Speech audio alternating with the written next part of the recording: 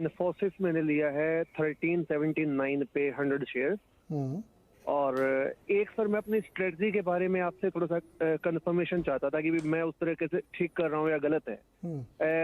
Actually मेरे पास 2 demat account हैं और एक में जैसे मैंने जो बिल्कुल टॉप कंपनीज है, रिलायंस, टीसीएस, एचडीएफसी बैंक, वो सब लोअर लेवल पे लिए हुए हैं, जो मैं कभी भी मतलब सेलिंग के बारे में कभी सोचते भी नहीं है उसके बारे में। और दूसरे में जैसे जो सेकंड बेस्ट है, आईसीआईसीआई बैंक, इन्फोसिस वगैरह और दूसरे ट्रेड जिसमें करते हैं तो 25% या 30% प्रॉफिट होता है तो उसमें सेल कर देते हैं। क्या ये स्ट्रेटजी ठीक है या मतलब आप नहीं? बताइए। तो इसमें 2 डीमेट रखने की कोई जरूरत ही नहीं है, आप एक में ही ये सब काम कर सकते हैं जी, है ना। मतलब आपके डीमेट अकाउंट में जो भी शेयर आपने ले रखे हैं सब एक जगह है, मतलब दो से कोई नुकसान नहीं हो, 2 खोलने से कोई बहुत फायदा भी नहीं है।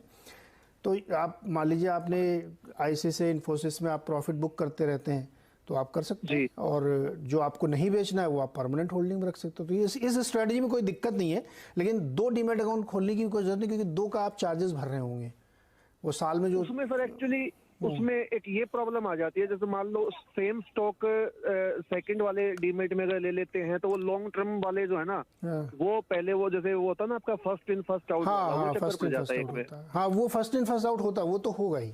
तो अच्छा, उसके लिए आपने अलग कर लिया, ठीक है, तो कोई बहुत ठीक है, उससे बहुत अंतर नहीं पड़ता, खाली डीमेट चार्ज का अंतर पड़ेगा।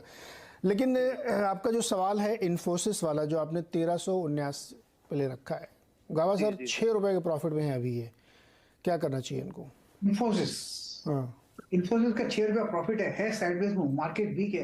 ये इसको अगर ट्रेडिंग का नजरिया है तो प्रॉफिट ले लो जो मिला, क्योंकि मार्केट को एक बार सेटल करने दो। अब तक मार्केट वीक है, प्रॉफिट मिलता है वीक मार्केट में, ले लो। अगर लॉन्ग टर्म नजरिया होता तो बात अलग थी, लेकिन आपका ट्रेडिंग का नजरिया तो निकल जाएगा। बाकी इनकी स्ट्रेटेजी पर एक कोई टिप्पणी करना चाहूंगा। इन्होंने कहा कि 2 डीमेट अकाउंट तो आपने सेटल कर दिया, लेकिन उन्होंने बोला 25% ऊपर जाता है तो मैं प्रॉफिट बुक कर लेता हूँ। इन्होंने अब तक अपनी लॉस की स्ट्रेटेजी नहीं समझाई। पूछते हैं, निकलते अगर लॉस होते हैं पूछते हैं भाई बताइए, वापस आइए, कहाँ गए हमारे दर्शक जलील, बताइए लॉस की स्ट्रेटजी क्या है, गाबा सर पूछ रहे हैं। सर मैं किसी भी प्रॉफिट मतलब स्टॉक, मतलब जो सिर्फ निफ्टी 50 है उन्हीं के स्टॉक्स को बाय या सेल करता हूँ, और मैंने कभी भी आज तक कोई सेल मतलब किया नहीं है जो लॉस में हो, और हमेशा पोर्टफोलियो मतलब लॉन्ग टर्म के हिसाब से ही होता है, मतलब मिनिमम 25% जो है प्रॉफिट है तो ही बुक करते हैं। तो आप ये करो, आपको कभी लॉस ही नहीं हुआ है? जी सर। जब तो मान लीजिए कोई स्टॉक आपने लिया और वो नीचे चला गया, तो तब तक नहीं बेचोगे जब तक वो प्रॉफिट में नहीं आएगा?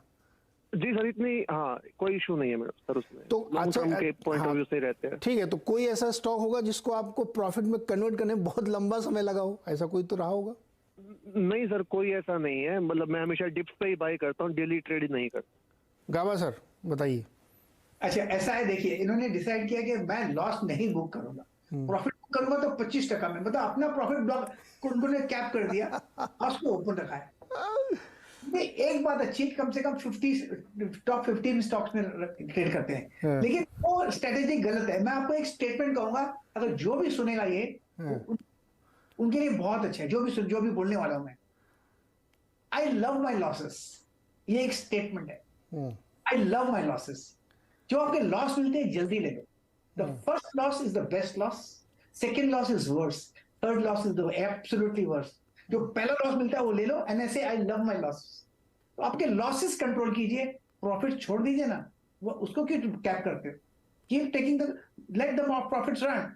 लेकिन आपने लॉस को ओपन रखा है और प्रॉफिट को कैप किया है, एग्जैक्टली उल्टा होना चाहिए।